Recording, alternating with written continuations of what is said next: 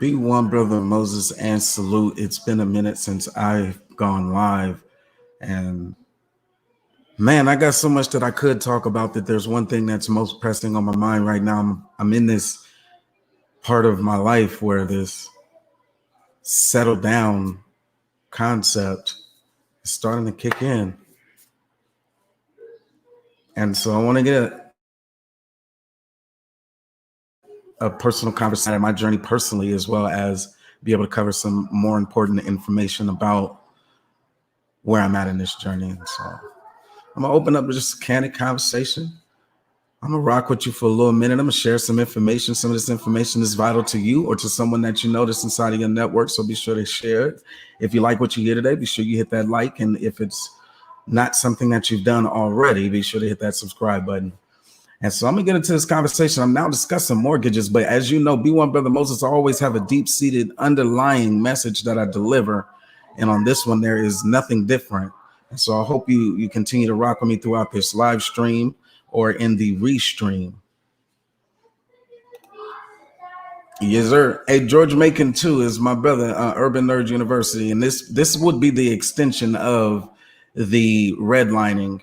And from our conversation, you ought to check out George Macon too. I know he has some premieres that are actually running. And in one of his premieres, if you just look up George Macon too inside of YouTube, and then you'll see my name there, Brother Moses, or it probably says my government, Moses Jenkins. Either one is good. But in one of the videos, we broke down redlining and how that impacted Del Paso Heights, Sacramento, California. And so we'll see that conversation extend into this presentation, as well as I was challenged by another YouTube content creator, cultivator, really, influencer in this space, Taz. And it was like, we need to do something more with the reparations conversation. See, everybody may not have a personal testimony about reparations. They haven't started their journey towards tracing back their family lineage, or they already know, but they're not in the process of like, what do we do about this? And it wouldn't matter if presidential candidates were putting it on the center stage. It wouldn't matter if there were bills written up in the House and in the Senate if the Black man and the Black woman haven't first identified that we are exactly who they're referring to. And so with that, man, I want to share my personal testimony. It is a deep-seated reparations conversation. It is about the redlining element and how that impacted our generations today. And this information is going to be powerful because of the screenshots that I was able to actually capture. So shout out to all of those sources who provided those. And as I get into this information, there's one thing that I also want you to recognize is that this conversation is meant to be elaborated upon, right? So for the 20 years that Conyers was pushing HR 40, it was always, this language about a study to study proposals for, and to study proposals for, that's essentially just the voice. And who has said proposals? Well, if they're talking about us in a reparations context, then what proposals do Black men actually have as solutions for the redlining? I know that they know, and I know that they know intergenerationally about the conditions that it created, but it's still beholden upon us to actually lay out our cases and our claims. So I'm gonna jump into it real quick. I'm gonna give y'all this vital information, and then hopefully it's beneficial for you, and then we're gonna move forward. So I know the next thing, they made some changes to how we share. And so I'm gonna share essentially this one, but let me make sure I got my PowerPoint ready for you. So slideshow from the beginning, like always, we like to provide a little bit of visual information for the folks who like to learn visually. And then if this is information that you share with your children, because they will be the ones to carry the torch forward. I know me and my son have the conversation about the Homestead Act all the time. We broke down the 160 acres, the cost of it. We did all of those things in order to better prepare him to understand what I'm talking about to men. And so let's see here. So I kind of like that one. That's kind of clean, but I really don't want to be the mainstay of the video and the content. So what I'm going to do is actually enlarge it this way, and we'll get into the conversation. Pays to be first. B1 salute, George Macon 2, Midtown Pookie. Shout out my brother right there, man. Hassan Burton, salute to you. C. Harpo, salute to you. Say it ain't so. Good evening. And who else we got? Ron 314 from the NO. Man, that's what's up, brother. Thank y'all for coming and rocking right now. Let's get into this information. We're talking about the descendants And oftentimes we take that conversation about the descendants and we run it all the way to slavery and before. We run it into who's actually to blame, the cause, who's at fault here.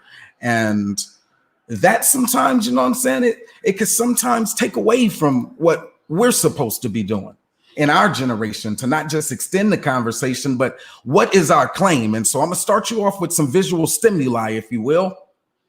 $200,000 home versus a $1.2 million home. Just some visual stimuli, because in many respects, you would think that this bigger house that has almost triple the living space would be the one that's 1.2 million, but it's not. The one that you see on the left side of your screen is actually in Jonesboro, Georgia, 30238, and it's $210,000 priced.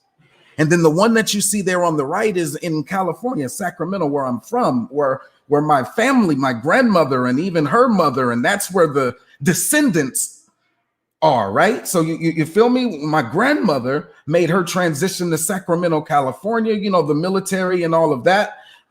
Grandfather being Moses Turner, her husband. Sidebar, I have never had one coherent conversation with that guy. Not a one.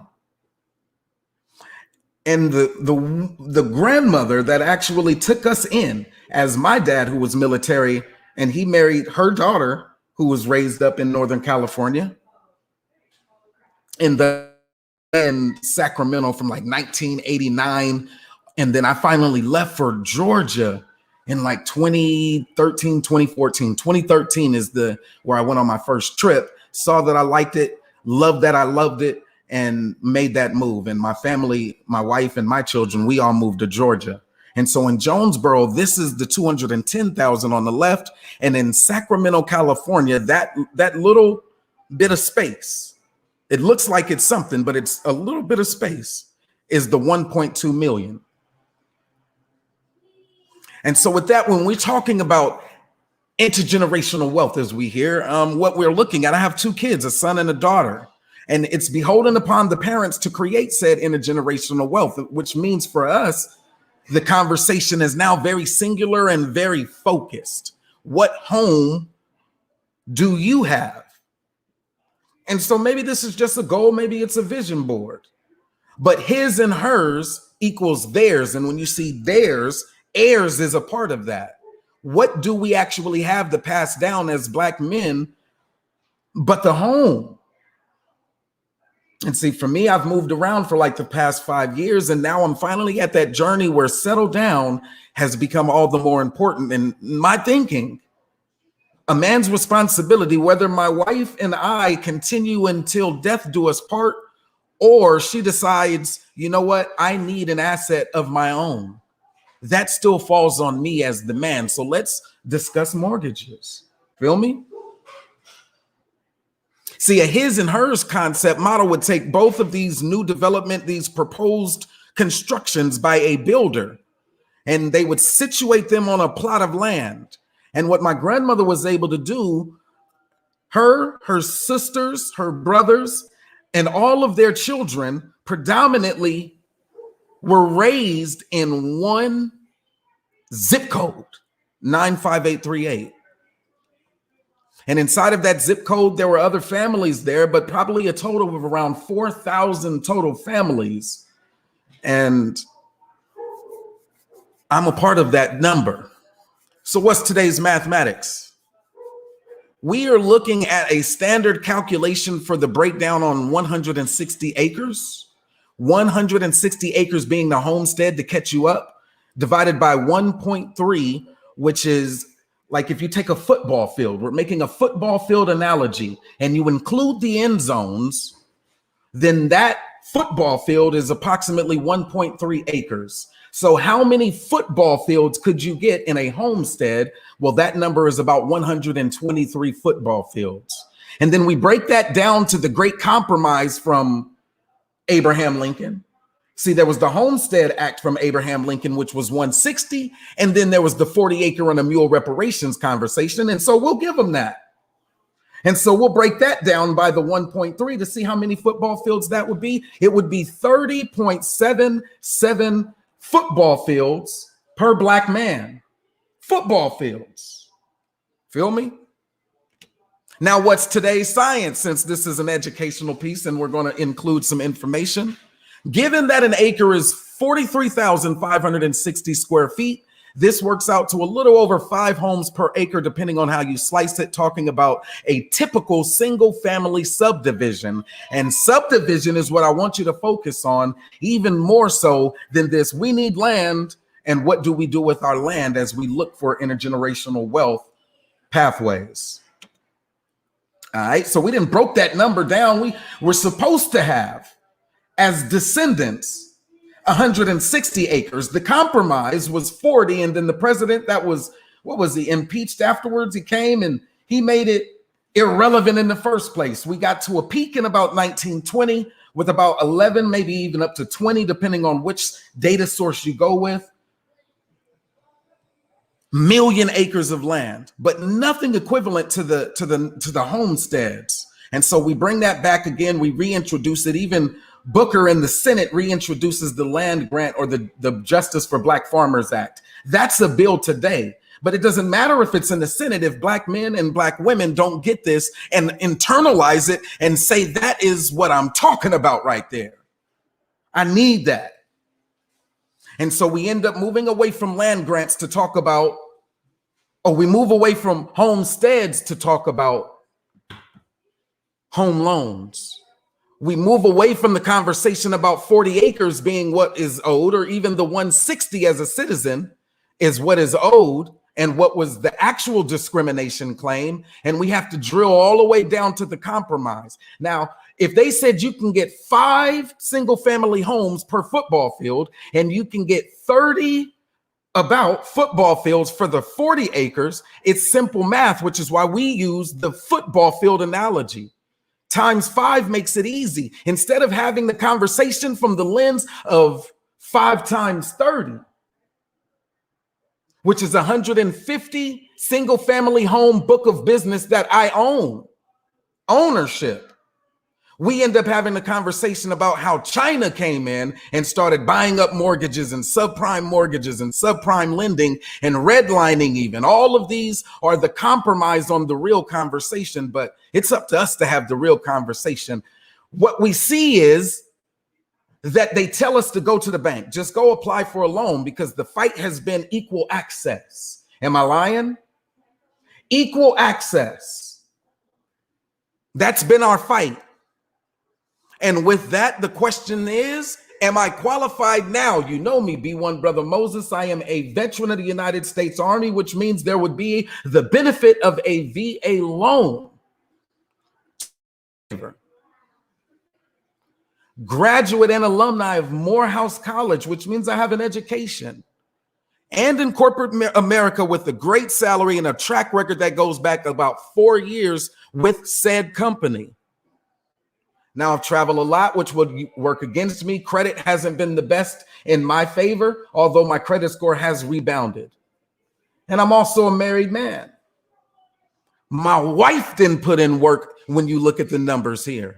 The median household income in 95835, which is adjacent to Del Paso Heights, it's the one that everybody talked about, like Natomas and all of that. It was the bigger one, El Verde. It goes out towards the big airport. It's so much land and opportunity out there, you would have to refer to it in the form of land grants. But instead, we'll talk about 95838, which is my grandmother and her entire family using that zip code to create intergenerational wealth, or to survive economic stability in the form of we have each other if we don't have anything else. Now, we could start at 95838, or we can give a comparative analysis with the median household income. The top one that I saw, 95838, in the closest vicinity is 102,895. And I busted that upside the head in 2020, 2019. I got close by myself, not including the hustle and bustle of my wife. So am I qualified now when you're talking about the median household income? Sacramento County is only 67,000. My wife damn near did that. Sacramento itself, 62,000, and then 95838, 48,000. Man, my wife definitely busted that upside the head. She doesn't even need me for the his and her model.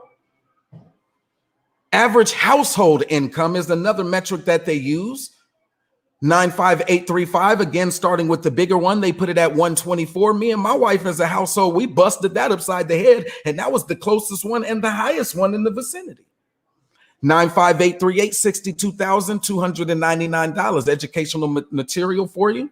I extend the conversation to say, am I qualified now? Median household income by age in 95838. We're a young couple, so we went the educational pathway.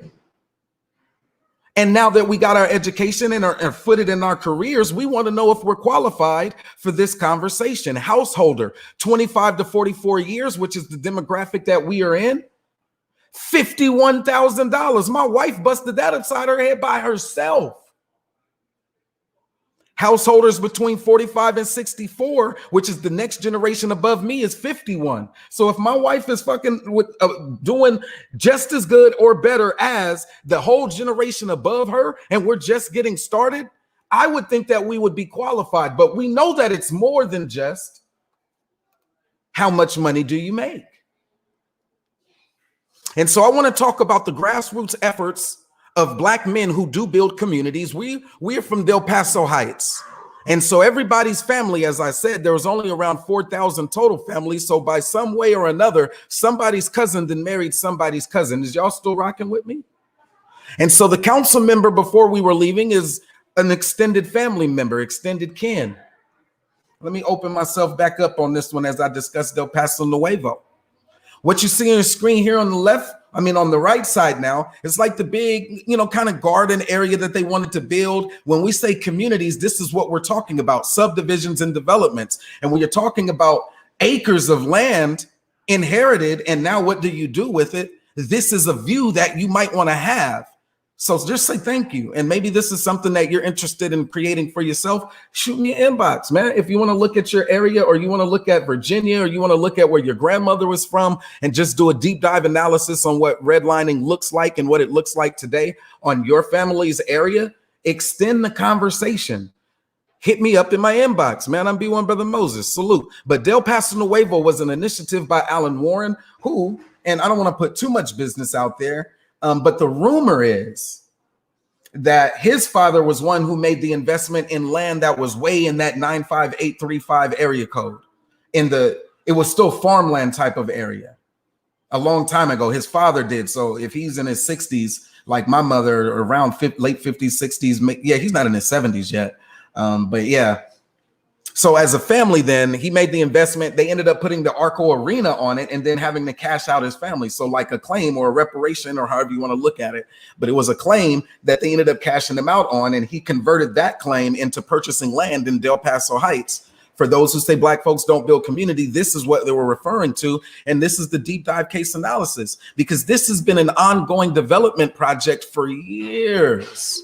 And it hurts my heart that it's still under development and all of these homes aren't already acquired. But then to me, that also means that there's an opportunity there. And so with that opportunity, I'm drilling down on the claim. I want you to show just to see, here's the park again. I don't want you to get lost. I should have circled it, like, really did it, because you probably can't see the mouse moving. Let me open it back up there. Get me off the screen. There we go. All right. And so in this development opportunity, you see on the left where it started concentrating from the main artery on the left road. Look at this map from the left to the right. And then look at about midway through on your screen, you'll see that these are the homes that were actually developed by said Black man, Alan Warren, who is the family member or extended kin. And then you see this area where it's a little bit more sparse, this area that actually got it. This top area, I remember they were not selling. And I think if you really drive down on it, the Asians were already doing well and maybe the central owners in this grid square. But as you move down or move to your right on this grid square, deeper into the heights, you start seeing the development opportunities, particularly here in this bottom section, where they still need to develop those homes. And then as you look intermittently throughout this section, you'll start seeing the 5 home subdivision that I'm referring to when I say break it down by a football field. All right. So if you start seeing these, remember the football field, include the end zones, 5 homes on each is the development goal. And I just want to give you the visual aid, because we do have conversations with people who say, well, Black men aren't building communities. They must not know my family, and they must not know our struggle is real. And so if I can show it on the screen better than I can tell it, let me go on and oblige, and we'll get to the next part. Now, this is Google Earth. You can meet me on the streets and have the conversation, and we can do this in real time, real life, however they would like to do it, and it would still be the same. This is not a game to me. So what's next? I've given you the math, I've given you the science, I've given you the breakdown on whether or not I'm qualified. And so the next thing to do is to start taking this conversation and blowing it into the real numbers as we drill down. Today, when we have the conversation with quote unquote Black conservatives, they like to talk about the policy of opportunity zones, but they're not talking about it from the level of B1 Brother Moses and how we're redlined out or policied out of being able to capitalize the real word intended on opportunity zones in our own neighborhoods as Black men, even using Black men who become the damn council member. Feel me? I know that was a lot of words. It was jumbled. None of this is scripted.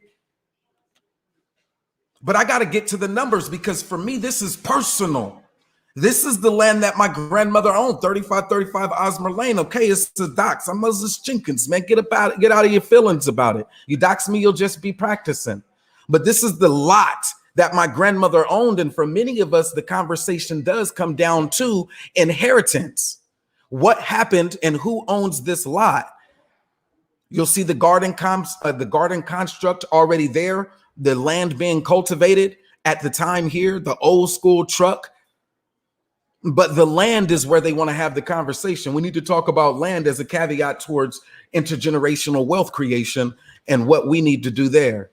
And so we drill down even further, because Osmer Lane then, or where my grandmother raised so many, that's this open lot with no home on it, which then leaves it available for new development or for one of those same builders to erect the home that I feel I deserve. Correct? And so as you see, this breaks down, and you see how all of those little lots on the football field, or little segments of the football field, can be broken down to include homes. This is going to be paramount as we have the reparations conversation deeper, and people need to understand the real magnitude of a land grant proposition versus well, we need more programs in the hood. We need, better access to home loans. That's where they'll take it if you start listening to Black conservatives. And that's the stupidest compromise that one might want to have. And I'm going to show you why. I already told you that it's 150 single family homes that's in the 40-acre compromise. But the bill itself that Booker put out there was talking about 160 acres. Now it's talking about farmland and agribusiness, but you see the development of farmland and agribusiness in this analogy. The rumor is Alan Warren's dad was one who bought that old farmland. It ended up turning into the Arco Arena, or Sacramento Kings. He got cashed out for it later and was then able to build what was called Del Paso Nuevo. And so I'm gonna give you a couple of more screenshots to make sure this information is drilled down. You see my icon here. This is my actual zooming down story. Redlining how it impacted the hood, and it's a discussion on mortgages. California's rent is egregious, and there is absolutely nothing that an individual can do about it. And if we're not prepared to have the conversation from a systems lens, then we definitely can't see the true potential of a 160-acre homestead, not when it's just dirt and rocks, trees, and a lot of work to do to turn it into what we see here. Black communities. All right, so you probably can't really see as well here, but as I zoom in, you will see that once again, I've zoomed out. And for us, the airport is back here towards these mountains. The Bay Area is way back here towards these mountains, but we're in the valley. And so it's just a small little part of the world that we're talking about here, and then drilling down on what the opportunity looks like for the his and hers conversation, since that's where it tends to go on, is relationships and the gender war. So let me zoom you on in so you can really get a good grasp. Opportunity zones, let that flow through the back of your head. Let me do something real quick. I remember that I had a banner that I wanted to share right about there. And so just in case people forget, hashtag cut the check. It's a long drawn out way to say it, because they're going to talk about redlining. They're going to talk about programs. They're going to talk about everything but this actual presentation.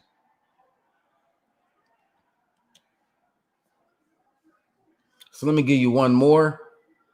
What I want you to keep in mind right now is how they move that economic goalpost. And we'll get into a deeper zoom down, a drill down. So what you see here is slow developing communities, right? And the process of development is often contingent upon the income or median income of the potential buyer. And in our process, it seems like the stall happens because the descendants, remember, this is Del Paso Heights, Sacramento, California, and the descendants of the families who cultivated all of this land in this community, the descendants have been priced out of the market.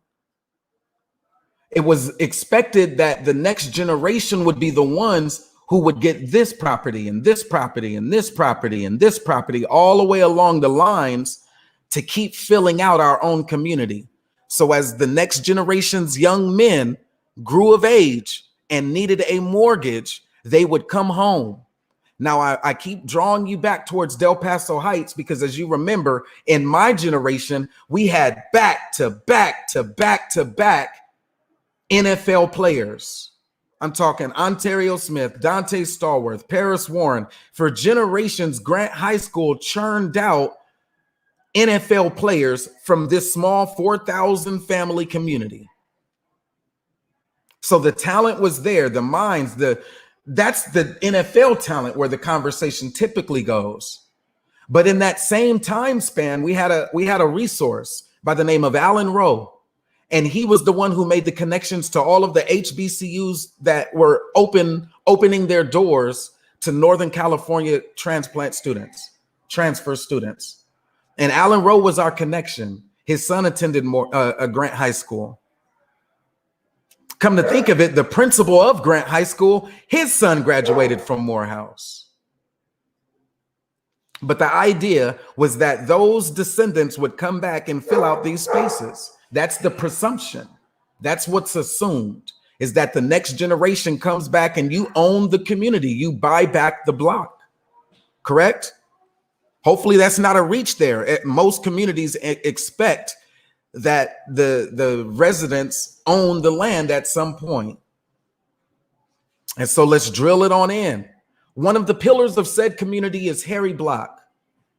He was more than a teacher, more than a factor at Grant High School. He was a community activist. And we see his name right there on the street in my drill down analogy.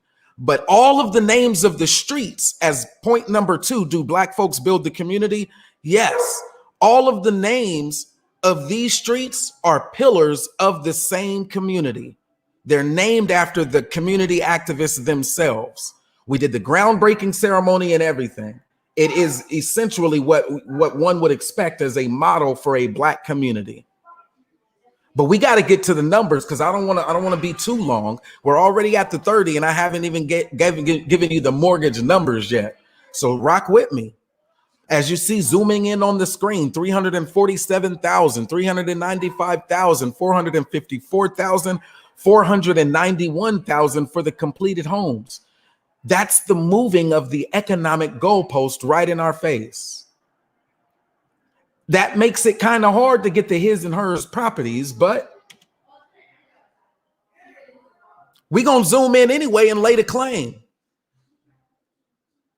I know what we would consider Dr. Harry Block, Harry Block personally, his family looked out for me on a number of occasions. Many of the community programs that I was a benefactor of was because of his leadership, funding initiatives, but more or less the organizer between programs such as your Sacramento Housing and Redevelopment Agency, the Housing Urban Development Committee.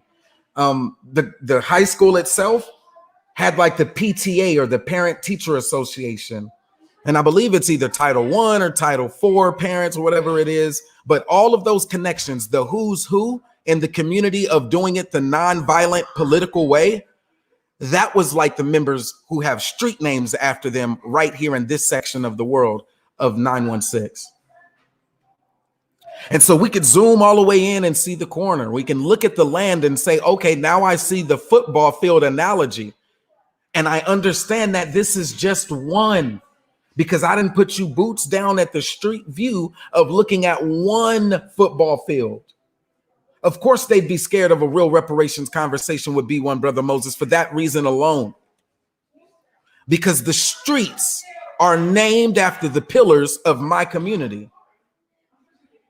There's really just no debate. So the Sacramento housing development proposal there that we're looking at, or to revitalize, would be the community resources, such as Council Member Warren. Now I think it's Council Member John Olahea. I think myself and my little brother played football with his sons. Again, listing the community resources. I'm not just saying it just to be saying it.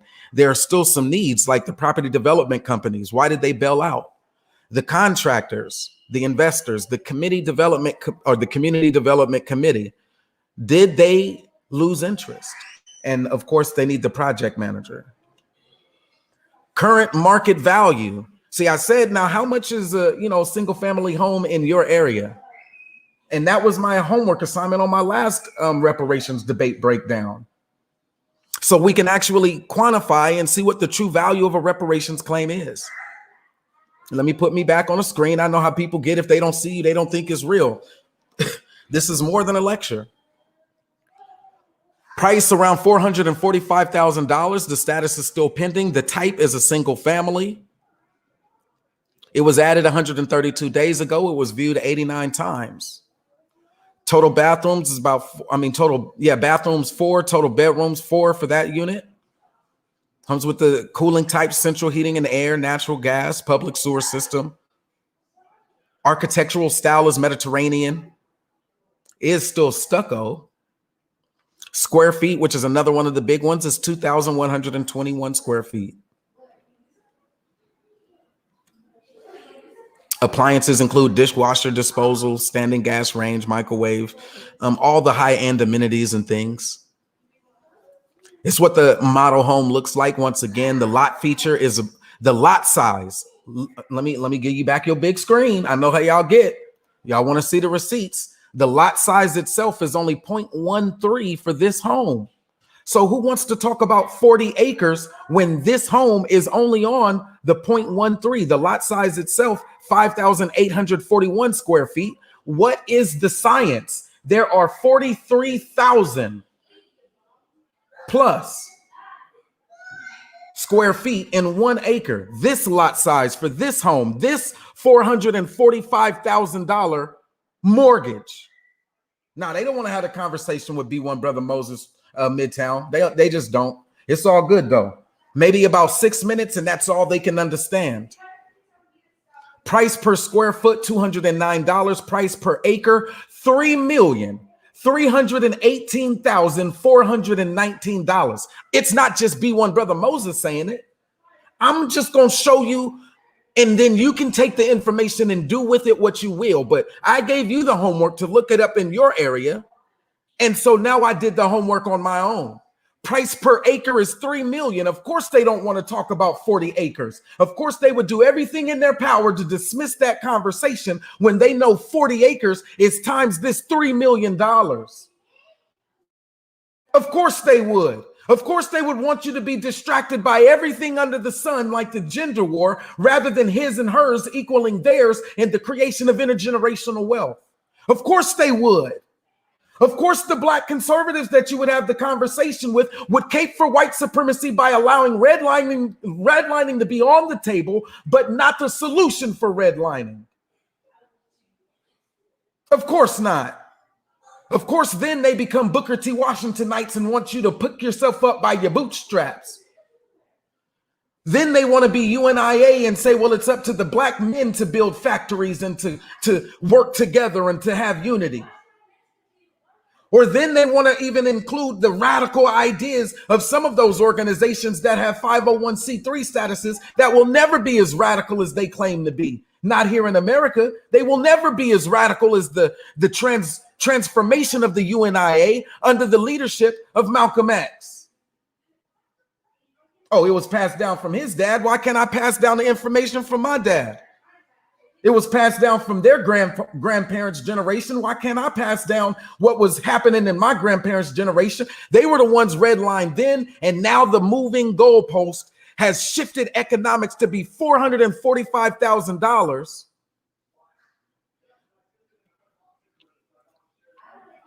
And that's my biggest objection. I just need to get my own house. And brother, if you can get yourself a house, that's what you need to do. Be a man and get you a mortgage. And so this is what we get caught up in. The amenities of the home. Well, what does the kitchen actually look like? Because of course we can't get to the conversation on how much lumber is included in the land grant. We can't talk about the lumber and what resources are even on the land grant that Booker is talking about in his bill. Is he talking about creating more black farmers? Is he talking about getting back on the plantation? Or does he understand what B1 Brother Moses is presenting here today? That it's not just about the kitchen and the cabinets when you look at a home and the value of a home. Just like it's not just about a FICO score when you're considering the value of a candidate. I am your veteran. I am your educated brother. And I am the one who has the high income who tried to do the shit the right way. And they would still tell me that I don't qualify for a $445,000 home on the street named after the brother who I was the beneficiary of. This is my ancestor, my activist. He fought for me to have the right to live on this street, and they would still tell me I can't. And the council member, whether he is or is not my cousin, and all of the politicians and organizations, HUD, SHRA, they can't do shit about systemic racism.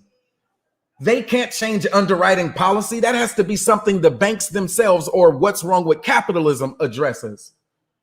The banks themselves are the only ones who can stand to make this thing happen. And so let me zoom out on them again. Since they don't want to talk about 40 acres, you know why they don't want to talk about 40 acres? Is because they would have to add up all of the values you see on this screen, and this isn't even 1 acre. This doesn't give you one man. This doesn't give you one black man. This doesn't give you the one black man in my neighborhood. I would have to zoom out more to show you all of the land that he was developing. That's why they don't want to talk about 40 acres, and definitely why they don't want to talk about reparations, which the original claim is 160 in the Homestead Act. Overwritten, given back to the plantation owners by the next president, impeach him and get him out of here. But never getting back to the real conversation. I say generation after generation, the men in my family had tried to do the right thing, serve the country, become a veteran, do all of that, and it never mattered. It never freaking mattered. Never has it mattered. We still had to go back to the bank, and the bank still had the same redlining and discriminatory practices to where we can't even talk real numbers. I don't want to talk numbers with them, because the minute I start talking numbers with them, this is going to go over their heads, and they're going to immediately run like cowards from a reparations conversation. They would run from a conversation about developing communities with B1 Brother Moses. I'm just not the one to do it with, because I am that. And I'll show you right here what you need. Zillow. This is a predominant source when it comes to looking towards mortgages and rents and available land. This is a good source, right? Would that be the source that they would want to see? And then this is the actual community. So it's not a hypothetical situation. Just because I use it for educational purposes doesn't mean that I'm not hot at this and doing everything in my power to try to push back. Individually, my instance would be, well, Moses, are you qualified for a $330,000 loan? And by the standards of the bank, by them moving the economic goalpost, the answer is still no, even as a veteran. Even as a veteran, the veteran home loans in California can go up to $598,000. Income and all of those things considered, I would be pretty good. It's probably around a $2,000 mortgage that I would have to pay, but I would be able to pay that shit. I would really be able to pay that shit. But it doesn't matter if you're never qualified. And so, yeah, I'm gonna drill it down even further because I think that they think I just be saying this shit just to be saying it, and I don't. I'm gonna show them one more again. The actual grassroots campaign activists who put in work connecting all of the organizations that had everything to do with the development of Del Paso Heights, the Black community, this Black man, and all of his peers have streets named after them inside of Del Paso Nuevo. If you're not familiar with the word Nuevo in Spanish, it means the new Del Paso, which was supposed to be a development project by and for the people in the community. The descendants then would be the ones who have to acquire said mortgages. And the generation before us laid the groundwork. We had year after year after year of brothers go to the NFL, but they're not buying these homes either. You had year after year after year of brothers and sisters go to college, HBCUs. They're not buying this land. It didn't matter if you hustled. It didn't matter if you played sports. It didn't matter if you got your education or even if you made it into corporate America. They moved the goalposts so far that none of that mattered. You could have served your country like B1 Brother Moses and you still wouldn't be eligible for this loan, for this land in your hood, and you would definitely see the entitlement to this land.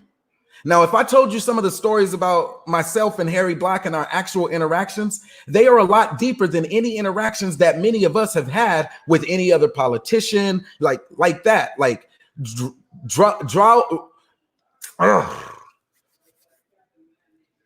I'll give it to you like this. 10th grade, I had to have been about 16, 15, turning 16. And it came to the point where I was making straight A's. I was good in the classroom, but the community activism that we were doing would have me out to about 10 o'clock at night. And it was through the word of Harry Block that I was able to continue to keep doing that, even though the street lights was on, that type of relationship.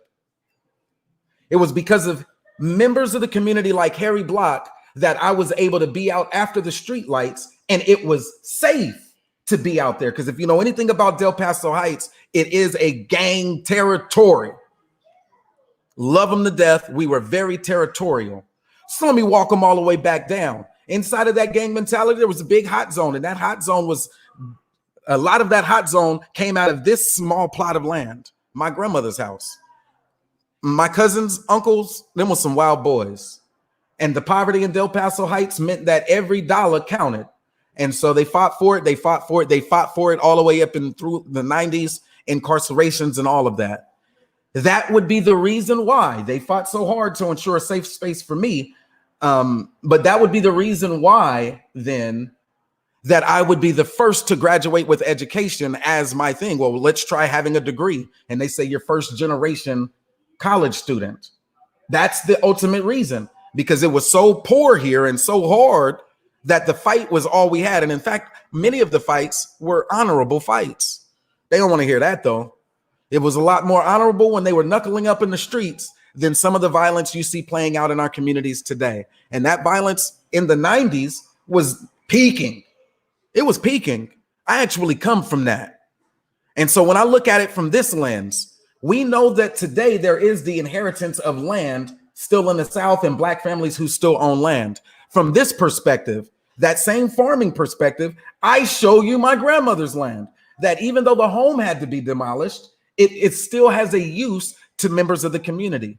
Now I can extend that by saying, and I also I was a part of the starting of a farm or a garden, community garden at Grant High School, which is still in operation and selling salsa and things like that even today. But I digress, because family uninheritance buyback program, if they do need a program, this is one of them. that in our generation, we ought to be able to stake the claim that says, that's my grandmother's land, and I don't care who you say owns it right now. Cash them out, and let's get this ball back rolling. I may need a reset button.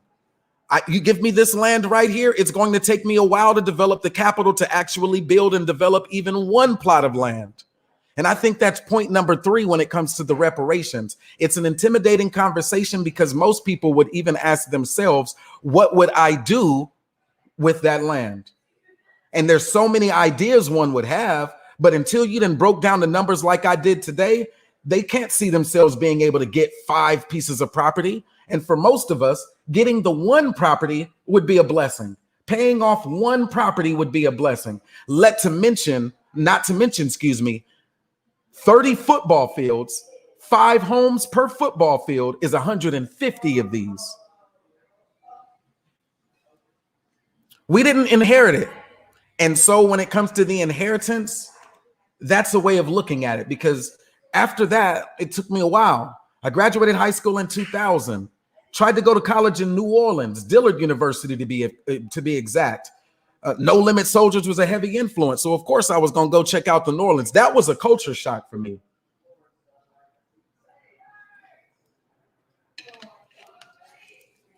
I hadn't lived in a place where the density, how many niggas can you pile in one square block radius? Like that, what I was showing you was literally like 2 square miles.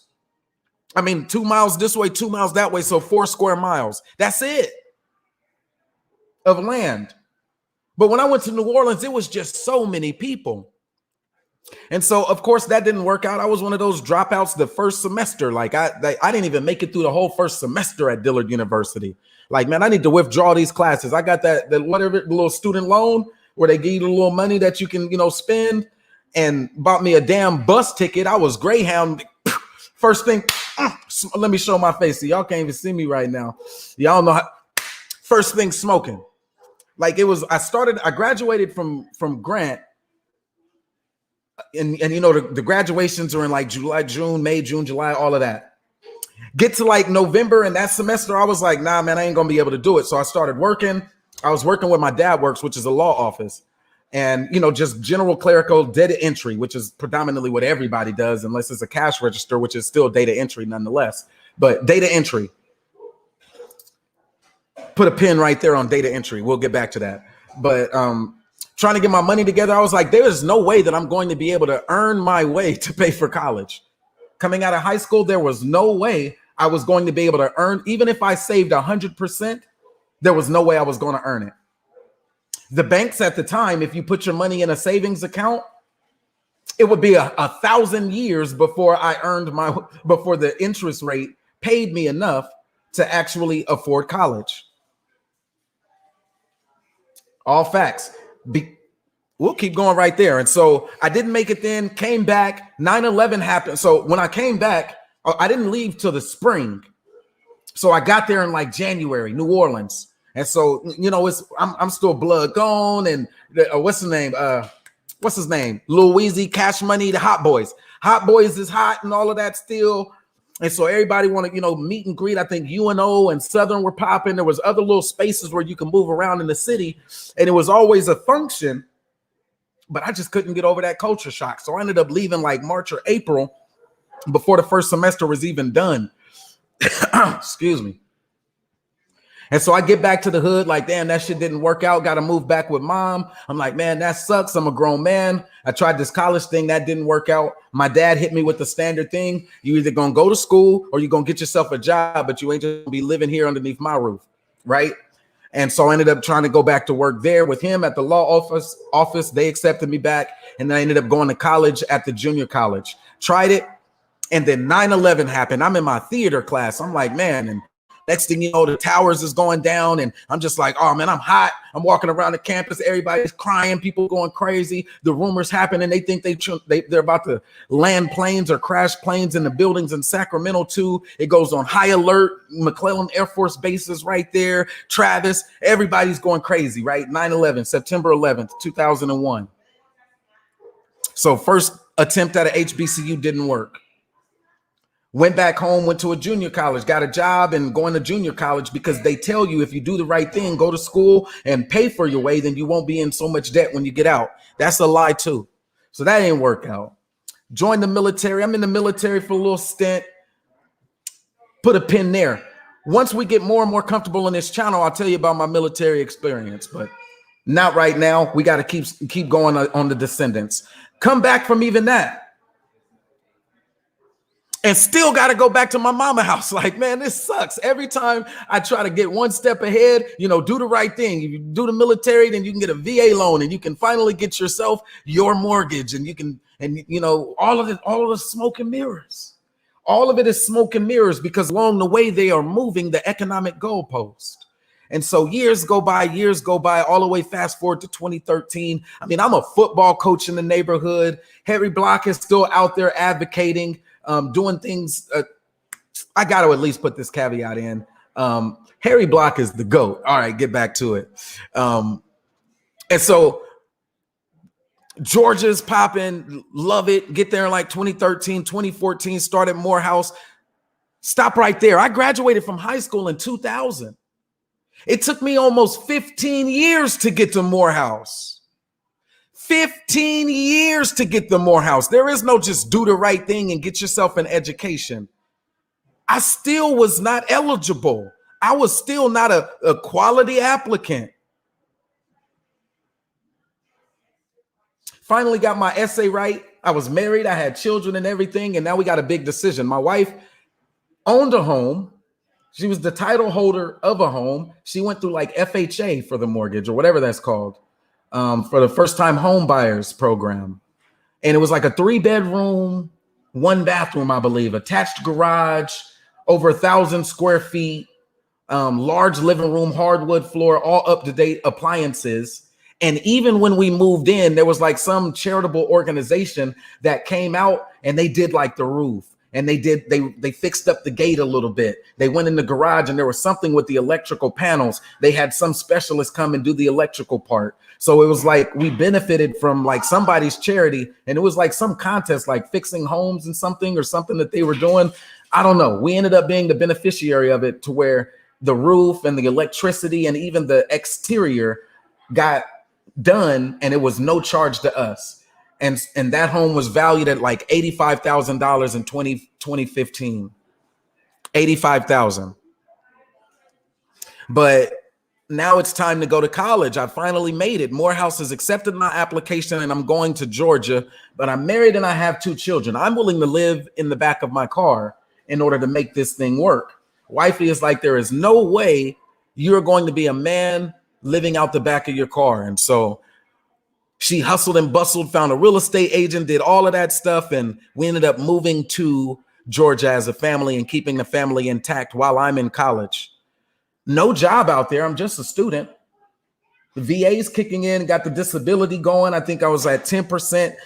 The first year at Morehouse College, my disability rating was jumped up to 30%. I'm winning. That's almost $1,000 a month. So that's rent in Georgia, because as you saw on the opening slides, $210,000 gets you the whole shebang of a home. Not like that in California today. But I'm in Georgia and I'm loving it. And I'm like, man, it's good. My wife is there. My kids are there. You know what I want to do right now? I want to give you a segue of just that experience, because I know I could say it, but it's always better if we can get into the actual showing. And so don't dox me. You just be practicing. So I arrived October 5th, 2013. There was a freaking parade the day that I actually arrived in Georgia, of all coincidences. And some of the things that I thought were important when I got to Georgia would be things like this, concerts and stuff. And so I'm a married man. I'm a father. My family, you know, they want to get out and do things as well.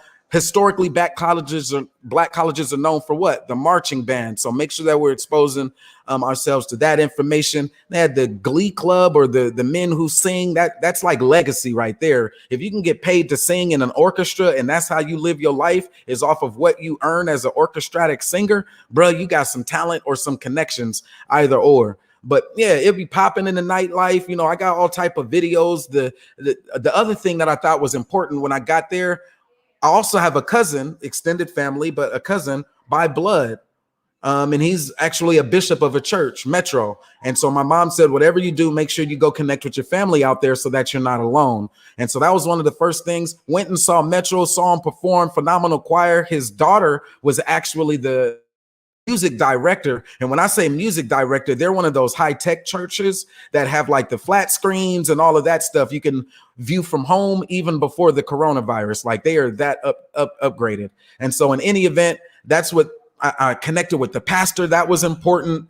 And also am a Saints fan. So I was able to go to Saints games, all type of stuff. So I'm in the big dome.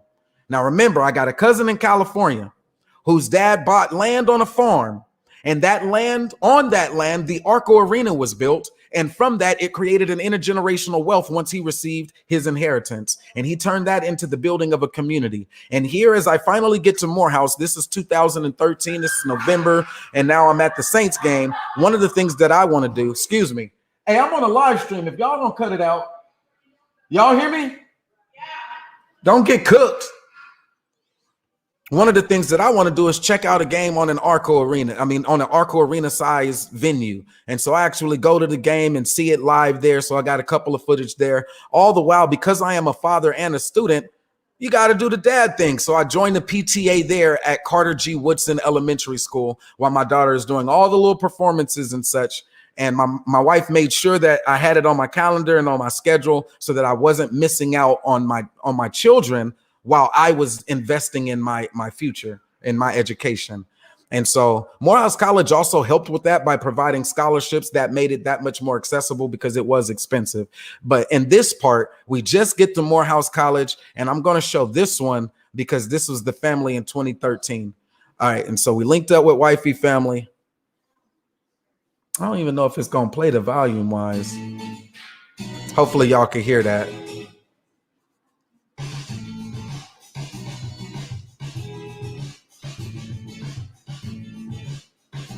Went to the aquarium. This is before the National Center for Civil and Human Rights was even constructed. They were still in their building phase there in Atlanta. You can go check that out. Rich Homie Quan concert. I was in the VIP, which is why I'm looking down on the stage. That was a beautiful engagement. See all the cues out there. Salute that purple. My neighborhood was, our color is Heights Purple.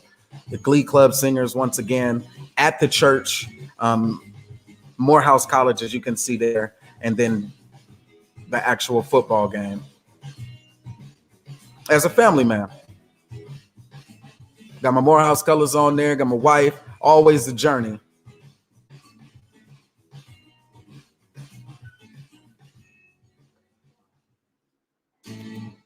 All right, bang. So that's a quick recap of 2013, getting to Morehouse College. Look at Bill Cosby, how to play it just to make people's soul quiver.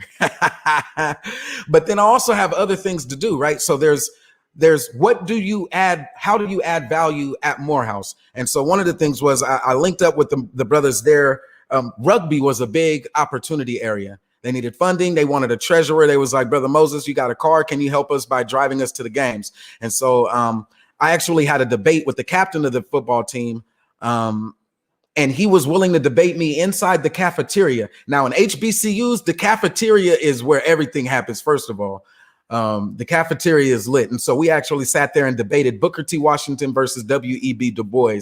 And for that honor, I was like, man, I drive y'all wherever y'all want to go because we could hit those road trips, take them to the games, and we would always discuss things like that. While we was there, we noticed that they wouldn't serve in bacon a lot. And so I went to the student body and was like, man, they need to serve more bacon.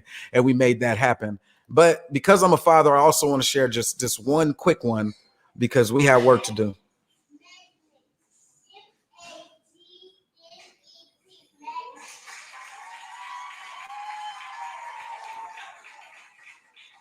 My little fatawat went in spelling bees and such. As you see, we're in 2014 now. I'm into my second semester. I'm starting to feel it a little bit better. I'm like, wow, so maybe I can get out and branch out a little bit more. With that, it meant hanging out a little bit later. I had a debate class, but alongside that debate class, there were things happening on campus that I was like, well, let me at least poke my head in, take a quick video. I may want to look back at this later. And so what ends up happening is I actually do know a lot of these people who ended up taking the stage. And I see a lot of these young Black professionals, even from Facebook and LinkedIn, even today. And so while it was, to me at the time, I kind of dismissed it as, man, these is like little dance groups. That's what that's what the little, the alphas and sororities and fraternities, that's what it is a dance group. I was very dismissive, but it actually turned into, when they say it's a network, it really is. But in any event, modeling venues, like I was like, wow, they're putting on these are student-led initiatives. In any event, I'm like, wow, let's make it happen. 2014, we get, the president's up there. I'm like, wow, we got a new president. I take the summer. I'm like, I'm not taking summers off either. I'm taking 21 units every semester because I can't afford to be here in the first place. So I'll take every semester, including the summers. And so over the summer, I did that, what was it? Immersed in Spanish. Man, there were some good videos from that one as well as the debate circuit and some of the things that they do in debate. So I'm gonna run this one just so you can get an idea of the debate opposition on the other end and how they approach it.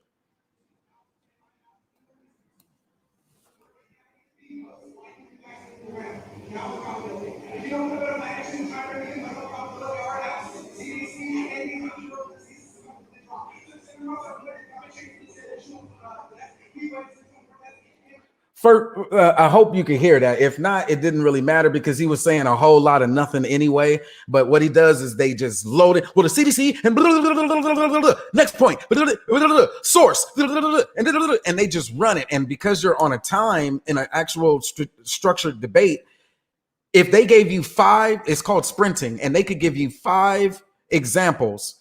And as long as they gave their statement, the source, and a bit of context, then it's up to the debate opponent to refute it. And even if they gave you 5 that fast, any of the ones that you don't refute, they pull over into the next round. So even though you have a limited amount of time to debate it, you may only be able to tackle 1 or 2 of those points and try to sum up the rest and hope the judges don't catch it.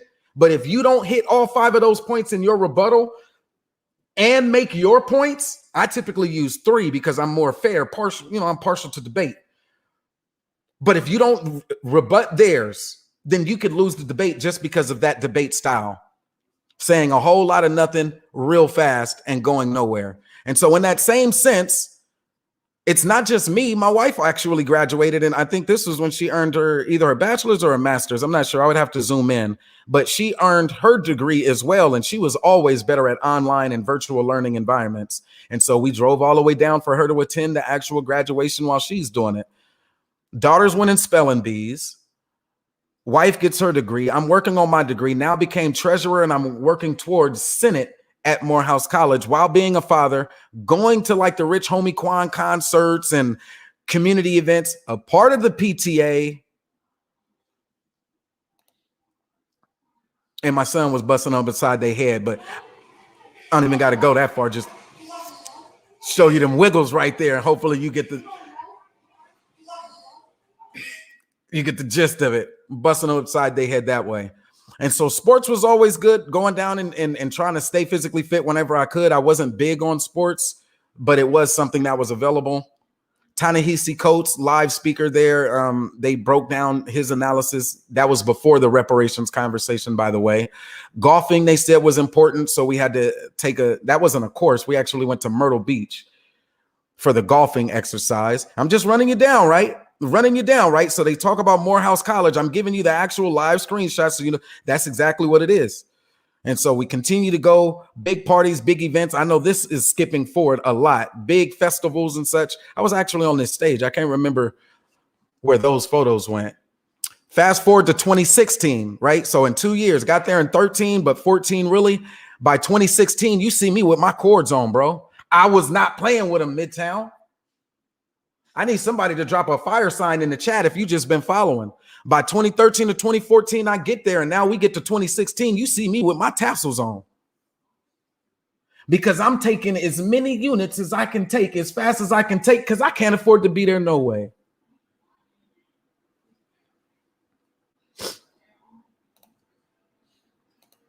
You know what? You know what? I probably could. I may have to drop my own fire in the emoji right there. Fire emoji. I can't. I can't put it in there, but I'm going to drop it right there anyway. All right, so that's that 1 minute mark. Hopefully that adds a little bit of flame and a little bit of character about B1 Brother Moses right there. And we'll get back to this debate. See, I went to Georgia with a real purpose. I already had a pastor who was there with a big church, already high tech, and family members in Del Paso Heights. I wasn't running away from anything, despite the fact that it was a heavy blood territory. Nigga, that was my family any goddamn way that was out there being that knucklehead. But the only thing that we had working for us is this one smart runt, the baby of the litter. And that boy needed protection. And for them, they said, Moses, you're already a pillar of the community. You've already generated over millions of dollars doing partnerships and works with people like Harry Block.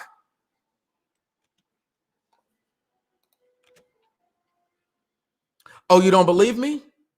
This is Grant High School right here. It's just a small, and we use the football field analogy. And now that you're still rocking with me, this football field, once you start breaking it down over all of this land, think how many of them was it for the 40 acres and a mule? How many football fields do you get?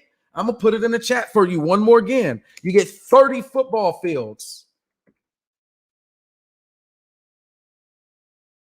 How many of these homes can you fit on this football field? Where their number was only 5. But if you look down at these homes, you know good and damn well you could get more than 5 of these homes on this football field. Am I lying to you? That's why they didn't want to have a conversation.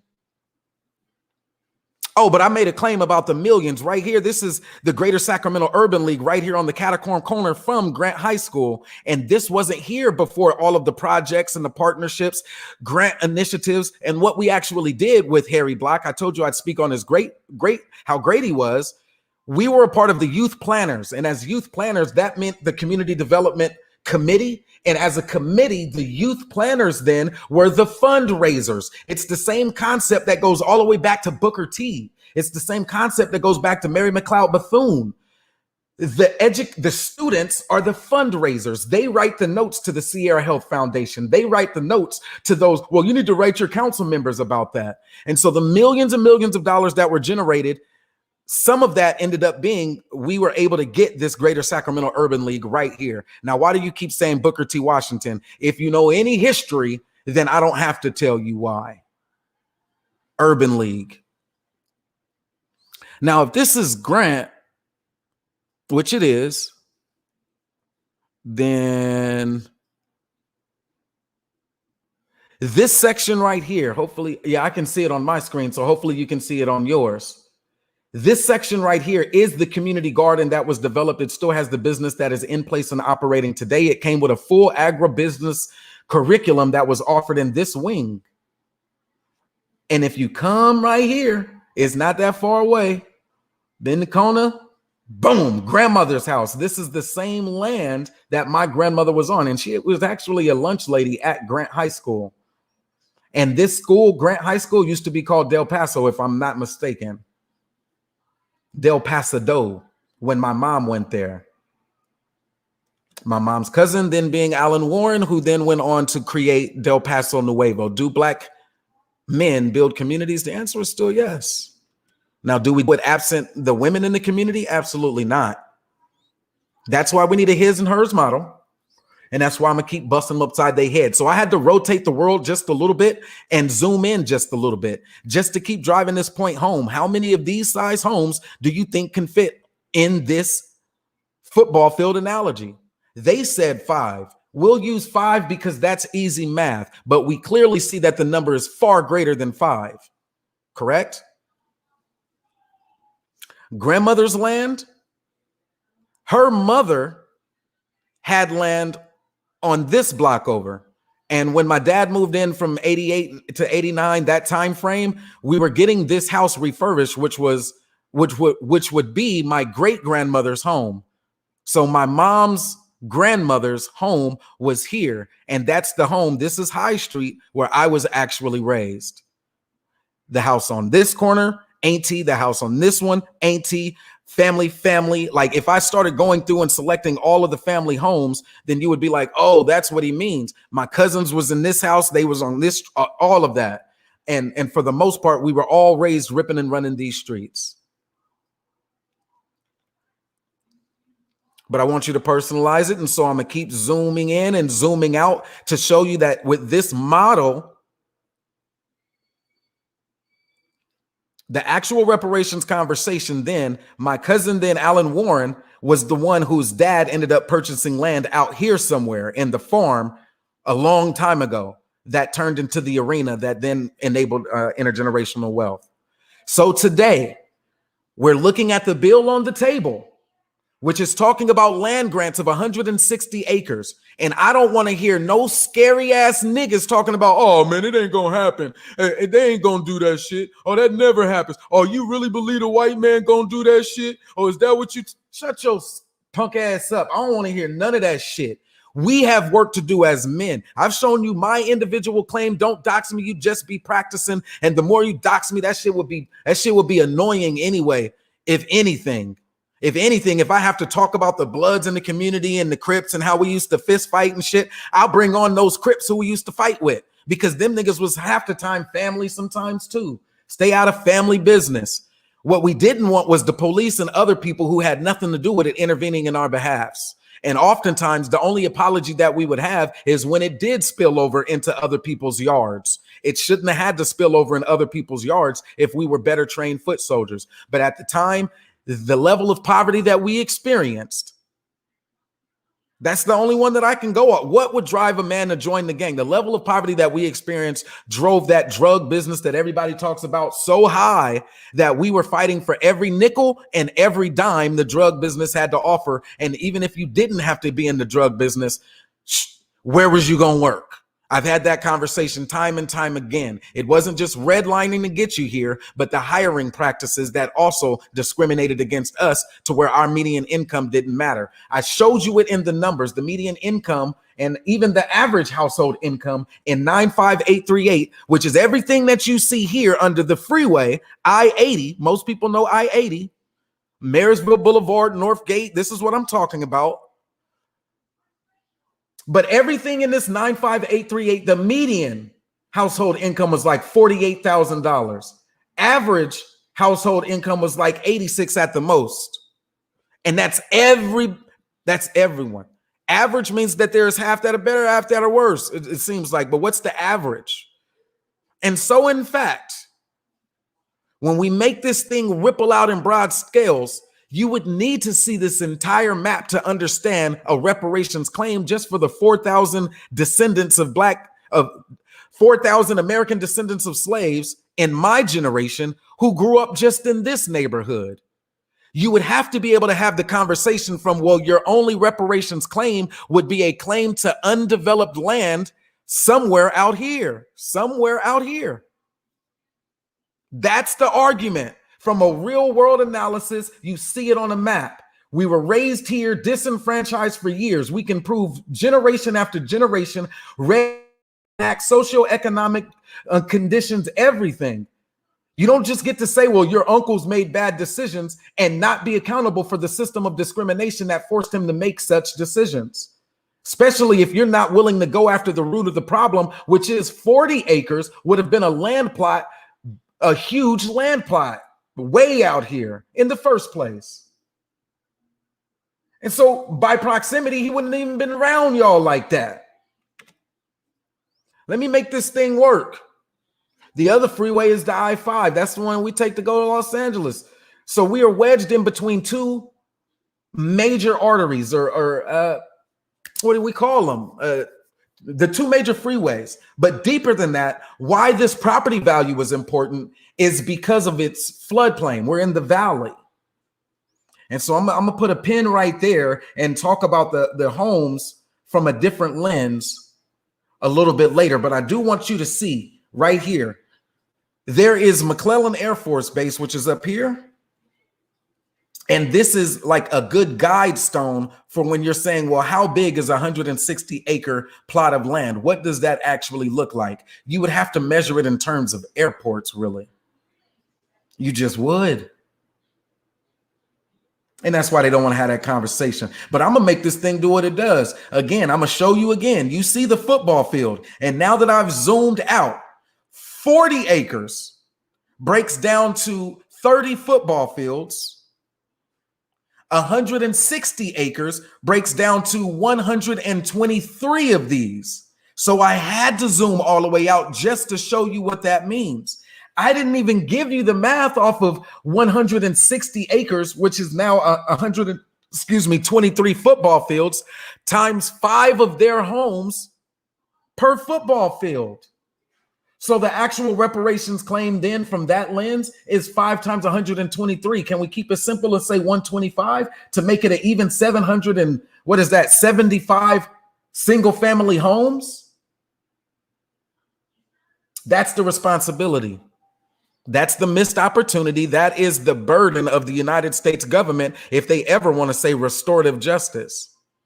Because you can't tell me that that's not what happened anyway. They did allow the descendants on the other side to build and erect communities. Now, I showed you the one that was a black community because I'm black first. But as you see on the zoom out lens, the other communities are already building their communities. They are not the ones being discriminated against. It's up to us to build them. And they keep saying, well, the black men, if they just pull their resources, I tell you that's bullshit. And I show you all the way from the ground floor, all the way back up to a 40,000 foot view.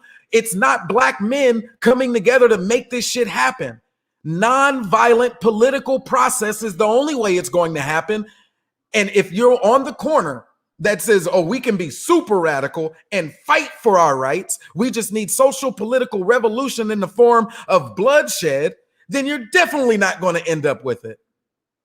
Because 9 times out of 10, you're going to kill them. 9 times out of 10, you just caught yourself a couple bodies. And I definitely don't want to have to zoom all the way into now. These people talking all of this social political revolution. Was I supposed to run up on Council Member John Lolo Hill like, I need my reparations and I need you to do something for me. Here's what I'm gonna need. Here's what I'm gonna need you to do for me right now, John Lolohea, whose sons I played football with. I'm supposed to run up on John Lolohea, the council member, and say, cut the check. That's just not how this works. You can't strong arm the titles and deeds inside of this community any greater than you'd be able to strong arm the titles and deeds outside the community. That tactic is a misnomer to me. It's a non-starter. And I can tell you about the veteran experience. Even the veterans that you think would be a part of your side of the social political, they would still only be a tool for however many bodies they were able to get before they were knocked down. And it still would not give you, after all of that bloodshed, the title or the deed. It would be another feel-good solution that only feels good in the pages of history for those who get to read about it later and be like, damn, we should have, that Nat Turner revolution was deep, bro. We needed more niggas to be like that. I wouldn't disagree. It would have been a needed solution back then. Unfortunately, we're not there. And when we look at these numbers of descendants on the other end, now we're talking about 95835, where the average median household income again was 120, 3 times the average income of Del Paso Heights. That again is the receipt for the impact of redlining and discriminatory practices in banking. Intergenerational wealth transfers weren't created. What do you see happening in the next generation? No wealth. Just another proposal. Now, I'm not going to leave you there. I've given you both the numbers and I've given you the actual boots on the ground. I've given you the policymakers in my neighborhood. I've given you the organizations. And I've also given you my established track record. Am I qualified?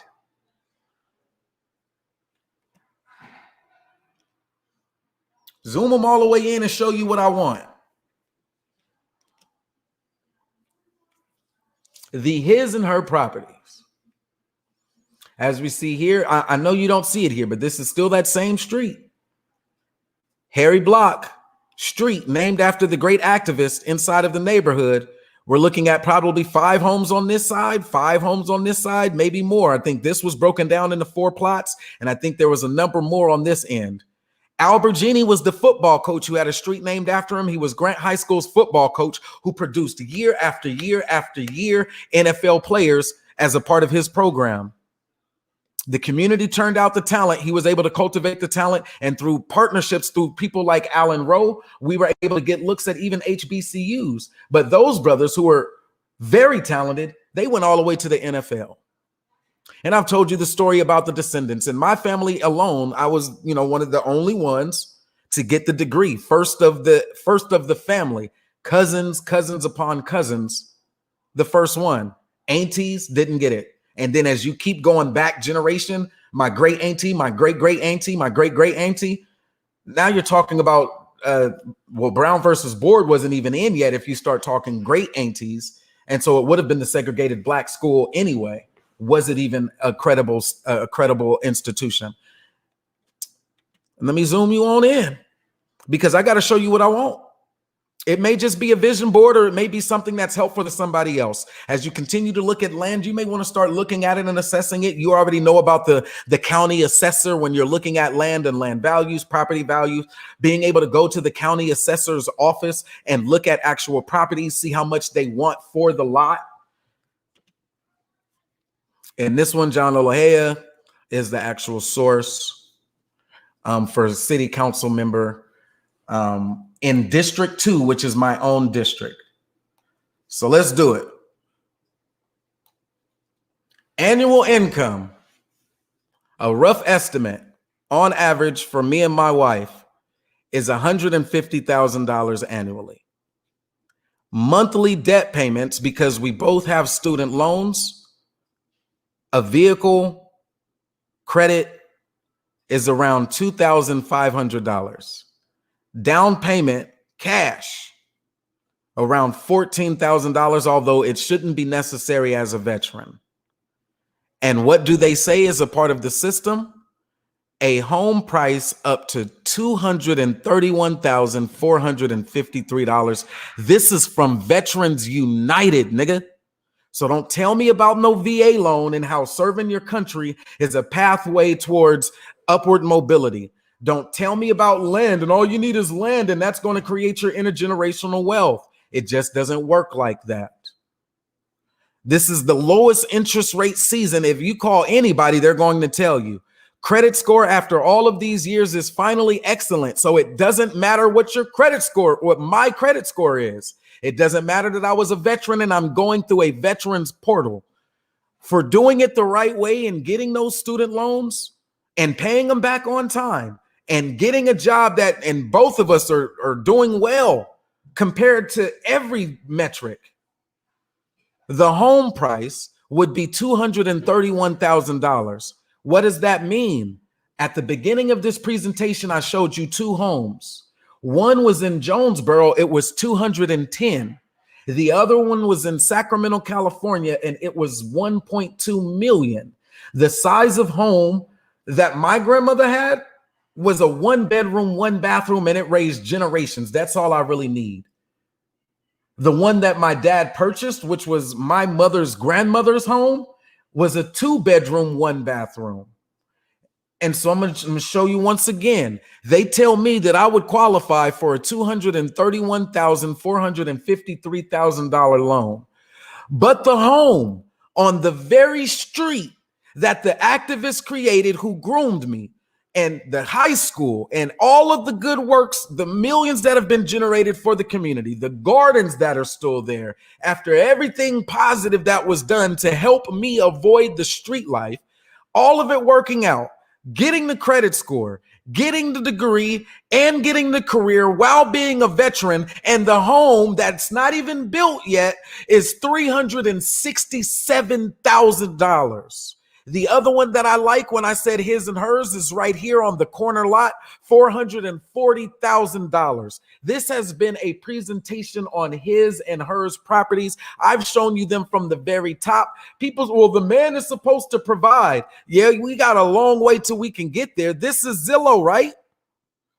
Same properties, right? Did I show you the school? This is Grant High. Do I need to zoom out and show you again that this is real time? This isn't me just pulling screenshots. Ben Nakona, this is my grandmother's property, $32,000 to build the home on it. They would want over $300,000 just to put it there. So now we're looking at almost $400,000. I asked them, am I eligible? They tell me, nigga, hell nah. And they tell me that right after they say, thank you for serving your country. So not only can I not get the land that was not inherited to me by my grandmother, which is now too much for me, which is the open lot, my great grandmother's house, my mom still lives in now, and my dad, my grandmother's plot is gone, and all the investment in the world of the strong black men in my community that resulted in the right thing. You served your country proudly. You got your degree from a historically black college. You got a job and a career that pays well, very well. You, in your career, you make almost 3 times, in your household, you make more than the top household zip code. Their zip code average. You're right there with them. But yet, nigga, you don't qualify. And so I showed you 3524 Harry Block Street, Sacramento, California, 95838, $445,000. I have a wife and 2 kids, which means we need 4 bedrooms minimum. If you don't get 4 bedrooms, you didn't get an office. And if you didn't get an office, then whatever business that you had at the house, that's gone, or you don't get the tax write-off for it no more. And we already know the taxes is too damn high. 3 bathrooms because I have a son and a daughter. It just doesn't work only having 1 bathroom for them to split. 2-car garage seems feasible if you're talking about 2 adults. And even though I told you that an acre is 43,000 square feet, this property is only 2,121. So this is what happens when we get lost in the individual argument. As an individual, it's up to me to focus on this. And as a collective, we will never see the bigger picture about reparations because they don't want to have a conversation with B1 Brother Moses at all. Realtor.com, just for your analysis. When we look for Del Paso Nuevo and they start giving the properties that are similar to it, like if you go to the B1 network, if you watch Taz Exclusive, it may recommend a video that's similar to Taz Exclusives, i.e. Nyla Says. It may make the recommendation for you. People also liked this one. So because I put in Del Paso Nuevo, they'll show you the other properties that are similar to the 95838. And as we see, these are very little, 3 bedroom, 2 bathroom, 1,210 square feet. What does it go for? 379,000. But they only want to give me 250? Bruh, my whole life has been lived in vain thinking that I can do things the right way because it's not up to us to determine what the right way is. It's still up to us to get the barriers removed, which is the systemic racism. And we can't get to that because they don't think that that's a banking issue. I beg to differ. And so what else can I say here? What else do you need to see? These are the home values that they have. We're priced out of the market. And again, I'm from the household that actually did try the best to get it right.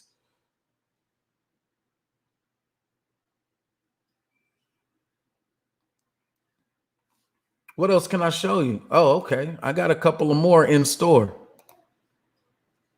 But wait, there's more.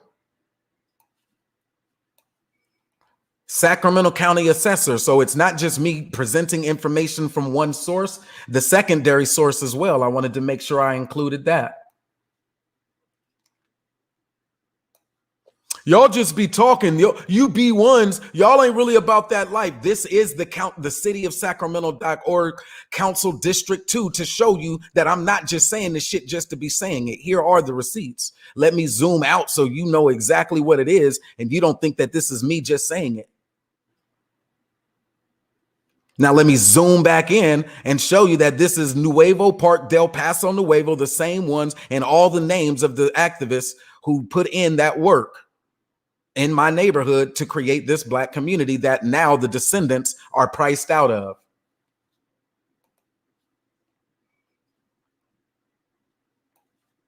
What's holding us back in the banking space? The thing that they keep saying is, oh, it's your debt to income ratio. It doesn't matter that I was a veteran. It doesn't matter that I have high income. It doesn't matter that my credit score is through the roof, but student loans. My wife asked the question, would it be easier if we got a divorce? And I was like, no, not that that mattered, but because California is a community state, even the divorce means that her student loans and my student loans, if she tried to get a home, she's responsible for half my student loans. If I got the loan, then I'm responsible for half of her student loans. Just like that, the debt to income ratio didn't change. So we're still priced out for doing the right thing, despite getting scholarships and VA benefit bonuses and all of that extra shit that people like to make the argument about. I tell you, it's not about it now. It has never been about that when it comes to Black people.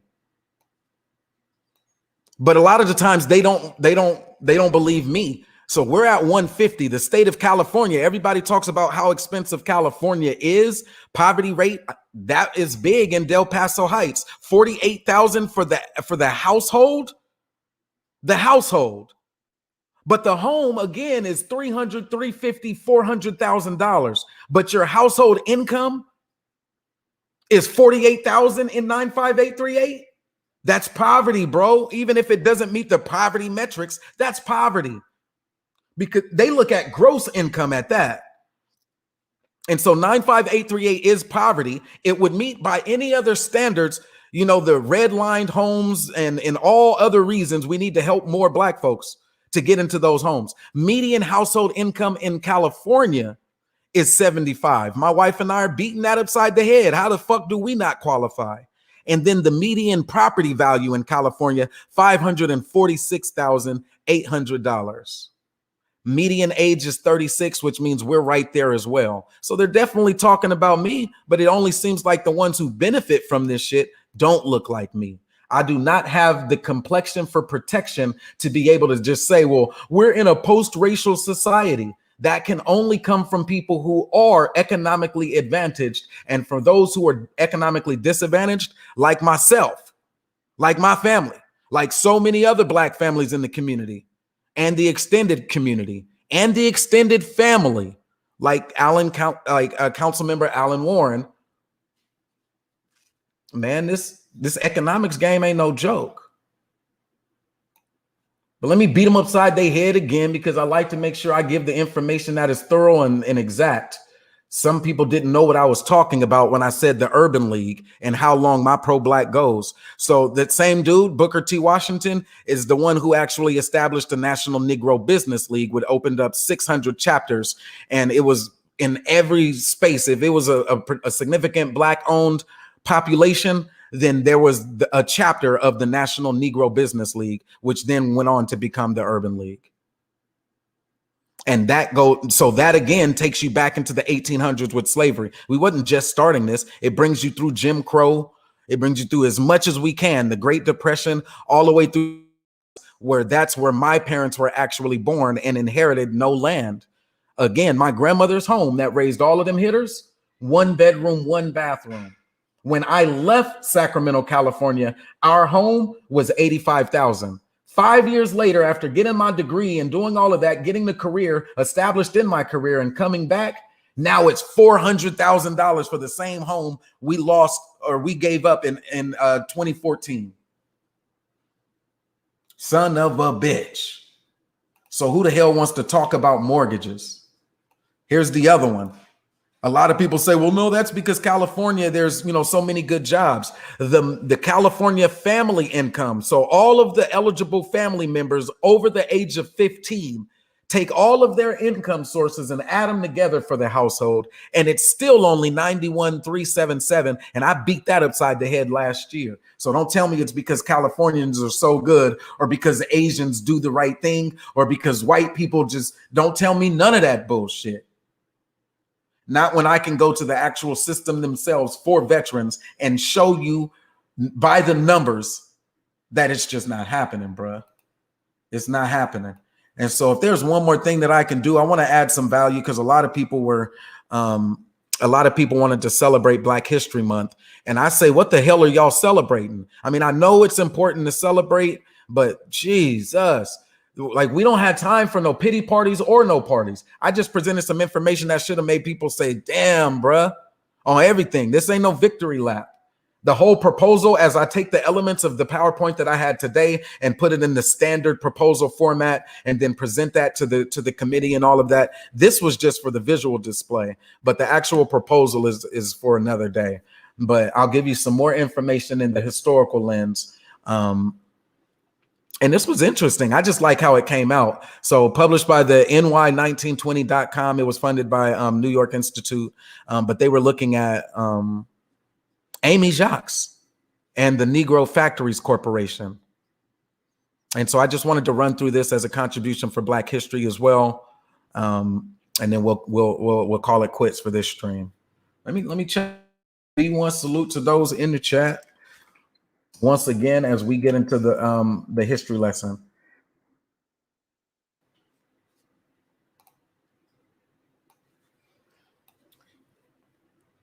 Economic aspects of the Marcus Garvey movement often go into the ship, and then they go into this business, the Negro Factories Corporation, and it goes here because of the fraud allegation about the stocks that were being sold. And so just some information there. The Negro Factories Corporation was incorporated. It was largely Marcus Garvey's project, a corporate version of the UNIA that would either take over, link, subsidize, or create business run by African Americans. We see that same concept today in the Del Paso Nuevo. The Negro Factories Corporation said, build factories, operate factories, and control your own destiny. Now is the time for every member of the race to invest and make money. The Negro Factories Corporation, capitalized at $1 million under the laws of the state of Delaware, offers 200,000 shares of common stock in the Negro race at a value of $5 per share. So 200,000 times $5 is the 1 million in valuation for the corporation. The corporation itself on paper was just supposed to be a conglomerate, Black folks doing business together. And by proximity, it made sense because in the 1920s, over 85% of us still lived in the South anyway. Most of that, at that point, it was, depending on whose numbers you like, from 11 to about 20 million of land, farmland, was the primary ownership asset. It's still the quintessential challenge today. Are we talking about land grants and homesteads, or are we going to have the conversation about a home mortgage? So instead of talking about homesteads, we end up talking about a home mortgage. Instead of seeing the potential of the homestead argument, we end up talking about programs that make it easier to have access to a home loan. And then I walk you all the way down with my own personal experience to show you that programs themselves will never be enough to right the wrongs that we are continuously experiencing. It's not over. Jim Crow is not done. The implications of redlining are not done. It's no longer just, well, your FICO score, where you did everything to damage your FICO score. It's not the FICO score anyway, because I showed you in the algorithm that even having excellent credit is not the thing that determines whether or not you can create intergenerational wealth as a Black man. And lastly, the one thing that has to be debunked is, well, we need African Americans to do it. No, you're going to need nonviolent political action to do it. The people who say they own the land, I don't see them coming to kill you for it, but they will lock your ass up if you try one of those schemy ass eminent domain, I am sovereign type of land acquisition, guerrilla acquisition of land. If you try to I am sovereign somebody shit, they gonna lock your ass up. They gonna send somebody with some guns to put you in a fucking box. That's what they're gonna do. If you survive it, and they don't just kill you, they're going to at least process your ass for that shit. Cory Booker actually has a bill that's talking about land grants. It's called the Justice for Black Farmers Act. Again, I would encourage anybody to check it out and see the details for themselves. Now let's go on with this history. Amy Jacques was named secretary of the Negro Factories Corporation, a testimony to the effectiveness she had demonstrated working for the UNIA since 1917. So we at least want to put the date so people understand. Booker T. Washington passed in like 15. He's the one who laid the foundation for Black economic empowerment through the establishment of the National Negro Business League. He had over 600 chapters in every major space where Black people were. The other big thing that I think is overlooked about Booker T. Washington is that he actually went to the Black-owned townships. So in my example, I showed you just a small section of the town of Sacramento called Del Paso Heights, which was predominantly Black at one point. But even when it was no longer predominantly Black in our own segregated space, even once it became integrated with Mexicans and Asians and Pacific, I think Pacific Islanders are also in there. And a lot of people say, well, that's not a race. That's not a race. Don't even hit me with the semantics. I'm just saying it wasn't Black no more, right? Even when it was no longer that, we were still being boxed out. And so he went to Black towns like Mississippi Mound. And I saw the image. It was like 1910 image, I think it was. And he was speaking about in front of a big audience, almost like a church, the Black men with their suits on. But instead of it being the church, you could kind of look at the church from its same lens. It was the business owners. And so today, the deacons or the trustees of a single church versus the community of deacons and trustees is how we look at it. We're talking about how do you be in our spaces in Black YouTube. We're talking about how do we create a better deacon or a better trustee or a better pastor, when the bigger argument is all of them need to come together in order for one community to have its fullest potential recognized and to be able to pass along an intergenerational wealth transfer like land and a home. And so because we're talking about the individual, we're not holding accountable the actual system all the way through their banking partnerships that discriminated against us and our ancestors, that discriminates and continues to discriminate against us and our ancestors. We just can't have that conversation yet. So there's the timestamp. That was wifey, I would say, though. If you didn't get what I was getting at, I think that was wifey. Here's our early photograph, courtesy of Black Past. We'll see what they say. She was born in Kingston, Jamaica. These fools got typos and everything. How the hell was she born in 1996? So let me zoom down to the bottom and see who sponsored this thing once again. These fools said they got copyright and everything, all rights reserved to the New York Institute of Technology. How you got copyrights on misinformation? Amy Jacques, born in Kingston, Jamaica in 1996. For that reason alone, fuck your copyright. I don't even think I should read the rest of this. I was going off of their information because I already feel like I know, but just to see if I could share it on the screen, somebody who also agrees with me, so it's not just Brother Moses saying it. But long story short, I think this was a part of one of her initiatives. It says here, thus Garvey entrusted her with behind-the-scenes leadership of the Negro Factories Corporation. Under Jack's administration, the organization had a successful launch. In May 1920, just months after its founding, Garvey reported that the corporation had taken over the management of a Harlem steam laundry. So now they're talking about this, this big build Black factories, and we need to do that. But when it actually came down to what businesses are you referring to, they start listing a few of them here.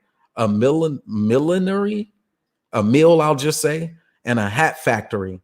So you mean to tell me you're trying to raise $1 million for a hat factory? That's your liberation? I thought the whole goal for the Marcus Garvey movement was to go back to Africa. Why are you into fashion instead of boat trips? That's what I would ask. As we look back, it just doesn't seem to align. This in itself seems to allude towards it wasn't the plan to leave in the first place. The plan was to reach into Booker T. Washington's network, since he had just died 5 years previously, reach into his network of established Black business owners and pastors and sell these stocks. It was a fundraiser. I don't think I have to go any further on this one. I think this was wifey, though.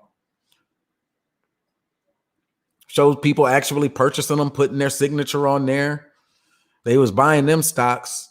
And when we say they, keep in mind, once again, the established Black folks in the 1920s at the time, it was like 48,000 families.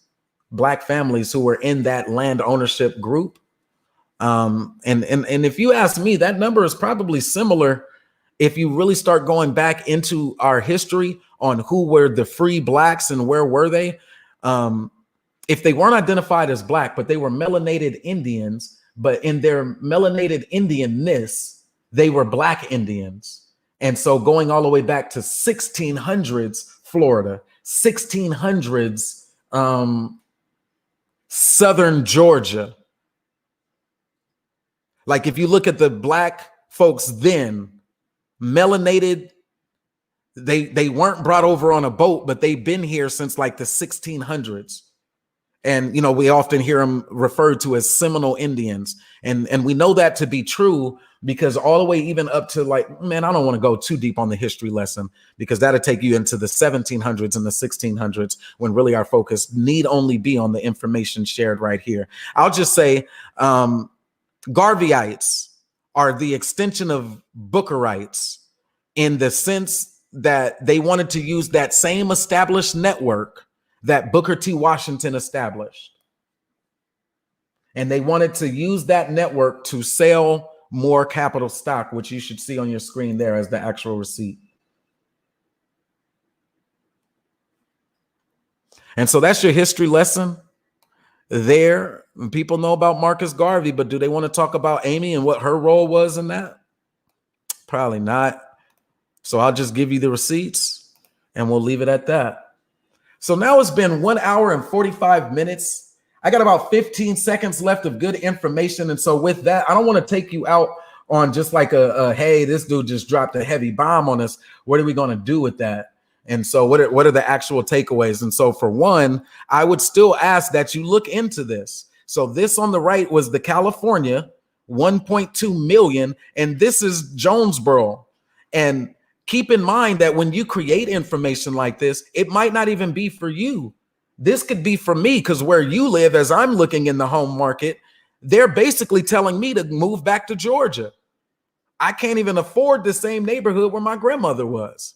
They're basically saying you got to get back to Georgia if you want an actual home that would meet the needs of your family. And then even looking at the home itself, I'm like, well, why not? That is a pretty good size home. And the only reason why it would be why not is because I would be then running from the inheritance challenge. That is my grandmother's land. It has a farm on it today, but the actual goal, even when grandma got it, was to be a intergenerational wealth transfer to me. So why would I now not put the damn home on the land that my grandmother worked so hard for? She was redlined. She had high interest rates and everything. She had to work at the school, so she was in the service business. She took care of families. Those same little Bloods and Crips that ran in the community, my grandmother fed them.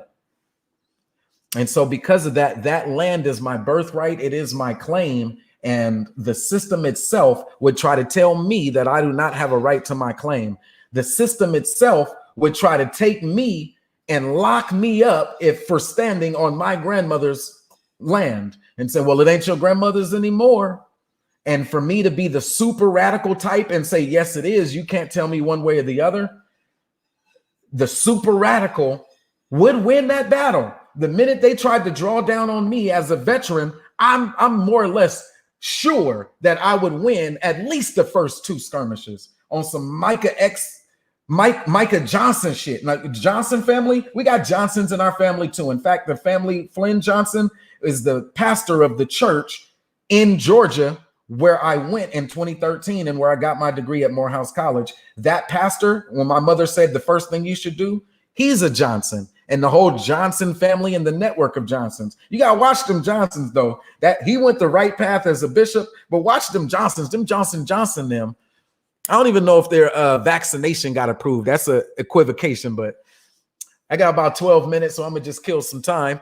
But them Johnson families, he took me in. He gave me a nice look. Well, we didn't have to live with him or anything like that. But at one time, because we had just moved out there, and this is sad, as a man, I never want to be on welfare.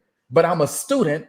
I don't have a job. We're moving to Georgia, and I'm going to be a student. My wife is leaving a house in order to keep the family intact. She doesn't have a job yet. but she worked through it and we got the job. And like, I've never failed you. It's something that my wife would always say. Have I ever let you down? Have I ever not, done what I said I was going to do? And the answer has always been a no. And so wifey got the house, but we don't got no groceries. We was hungry to the mug for like 3 weeks. And so my mom had told me, go meet the pastor. I went and met the pastor, and he wasn't able to buy me a house or nothing like that, even though he had what I would consider a mega church compared to my grandmother's church. His church was huge. And he's family. And so it seems like a sense of entitlement. Oh, you my cousin, help a brother out. Is there anyone in your congregation that has an apartment for rent or somewhere where we can stay? No, my even in a church, they were not the owners of the land. Full church, 400, 500 member church, deacons, trustees, wives, choir members, but they are not the owners of the land, so they didn't have a land to put me in.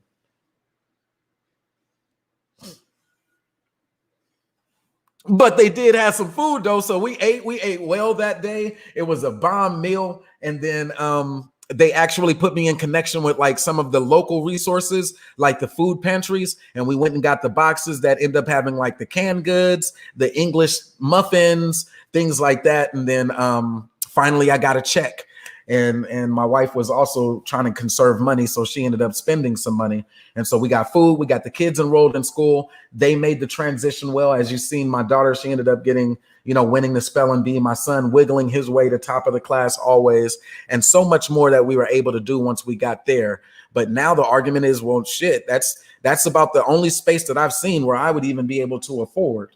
Right now, I wouldn't even be able to afford to go back and build on the legacy that my grandmother laid down.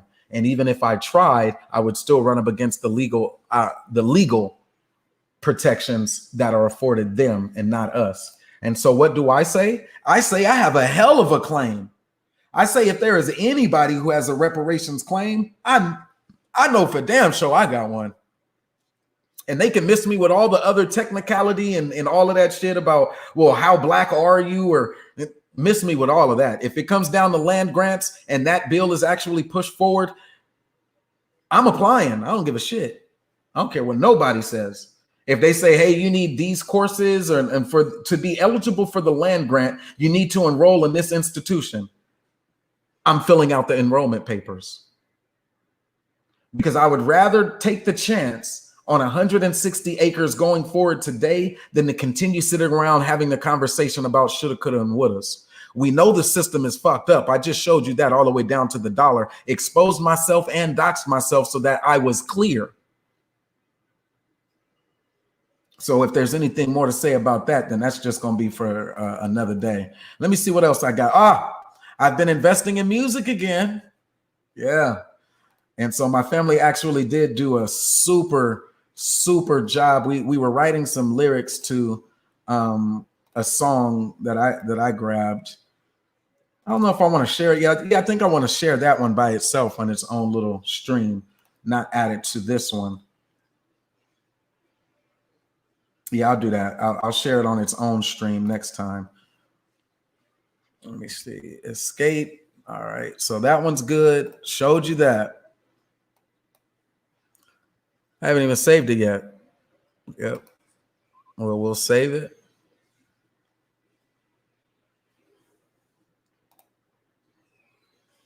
What else I got? I think there was one more. All right, I'm back in the chat now.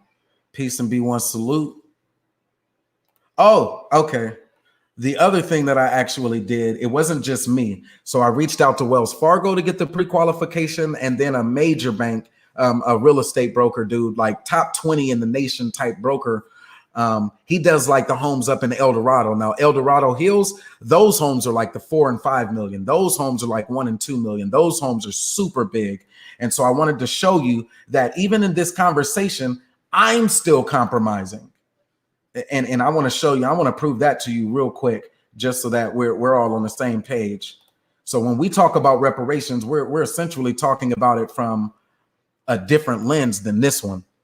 Look at this. This is the same similar instance, plots of land and what you do with the land.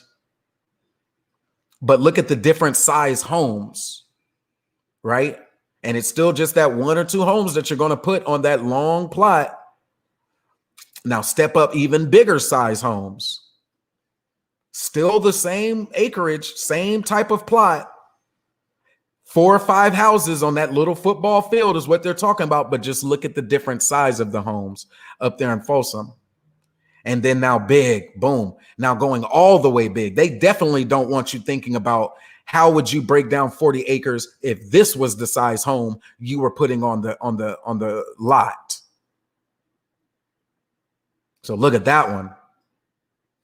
They definitely don't want niggas having a conversation about, look, even if you use that whole strip for one house, this house, now what is your reparations claim from this lens? You can't tell me it doesn't happen when you look at the descendants and you know I mean, what are you going to tell me, that this is an immigrant who lives here? Or will you tell me that this is a descendant of the other side, the beneficiaries of the slave masters, or those who at least didn't die fighting against slavery? This is them. This is what they think they have the entitlement to just create in the world when it comes down to land grants and how they use their land and property. And so I'm going to give you that one more time. See, this could still be the same 1 acre. This is only just over half an acre. The lot itself is $200,000. I wouldn't qualify for the lot itself, let alone they want me to think about, well, what would you put on 40 acres if you were the owner? So 40 acres may not be flat land. It may be hills. Don't tell me that we don't have the vision to create on hills. But would we even assume that it's homes like this being established on our 40-acre claim? Not at all. Not at all. And you know why? With my last couple of moments here, we wouldn't. Because the thing that we know is that 40 acres, broken down using our football field analogy, is about 30 football fields each. And on each football field, they say 5 properties. Easy work. I've shown you that it's a lot more than that, and it does depend on the model of the home you would put on it. But all of that comes afterwards. Today, the bill is on the table. Justice for Black Farmers Act, Justice for Black Farmers Act, Justice for Black Farmers Act. We already know that the HR 40 bill was a bill to study proposals, reparations proposals. Hopefully you internalize what I did today as a legitimate proposal, and you understand that that's on us to create our own proposals individually. Yours you might want to situate yours back in 1800s.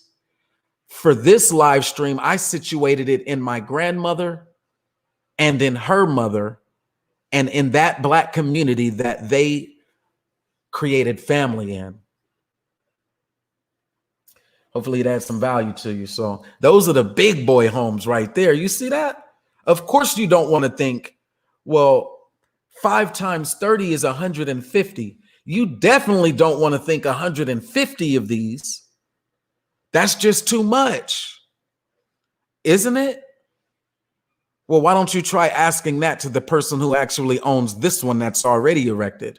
Or ask it to the person who owns this one, or ask it to the person who owns this one, or ask it to the person who owns this one, because we tend to imagine that these aren't real people, that they didn't descend from real people. And I tell you, the only thing that separates them from me is the fact that they were able to execute on the value of their claim.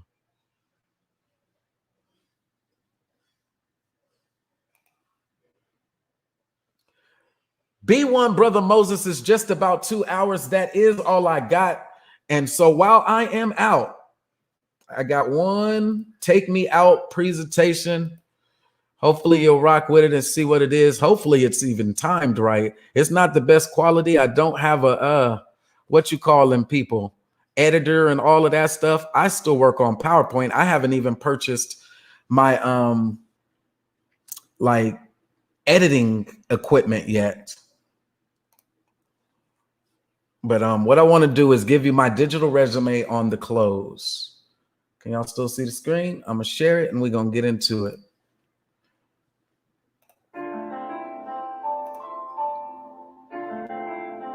Let's see here from the beginning. Hit the button, hit play.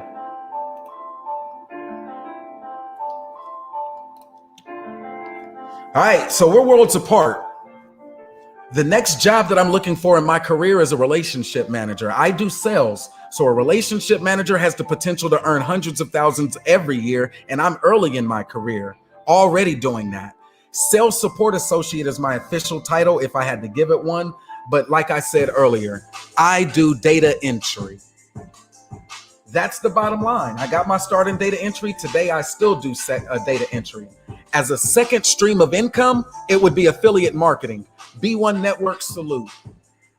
The type of channels that I would love to promote would be those credit restoration services because I am in the financial services. I can relate to it. But I know it's bigger than that. Social media marketing design, key skill to have. Website enhancement, the ability to put the graphics and to keep a website up to date and current, key skill to have. Search engine optimization is not something that we can do for ourselves. That is the nonviolent political action that tells Facebook to promote Black business. I told you what we needed is a project manager, and I am the project manager. There's some certificates that I still need to earn, like Scrum Master, whatever those are called. Six Sigma used to be the old GE. But if you want to be a project manager, you might have to go back to school. In all of this that I've done, client relationship management software has been essential, so I am fluent, I guess. I'll make a CRM sing. I'll give it reporting and analytics, measure performance, update in real time, graphs, charts, all that shit, because in my everyday role, I'm an analyst. When I get off work, I do history. I've been studying for a while. So that makes me a committed researcher. And to excel in any given career, you're going to want somebody who can do some research. So if you want my professional LinkedIn, be sure that you hit me up, Moses Jenkins. But outside my professional LinkedIn, B1 Brother Moses, I am on Instagram. That's just to chop it up because I'm a human being. I like to have conversations about a little bit of everything, not just reparations.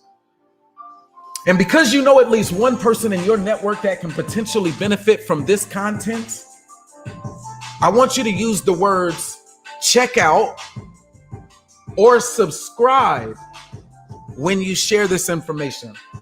When you share it with your folks, use the word check out. Check out B1 Brother Moses. Subscribe to B1 Brother Moses when you share it. That's all I ask. B1 salute. That's all I got. Let me get back to my camera when I say it. That's going to be my trademark getting up out of here. B1 Brother Moses, that's all I got, and I'm out. Salute.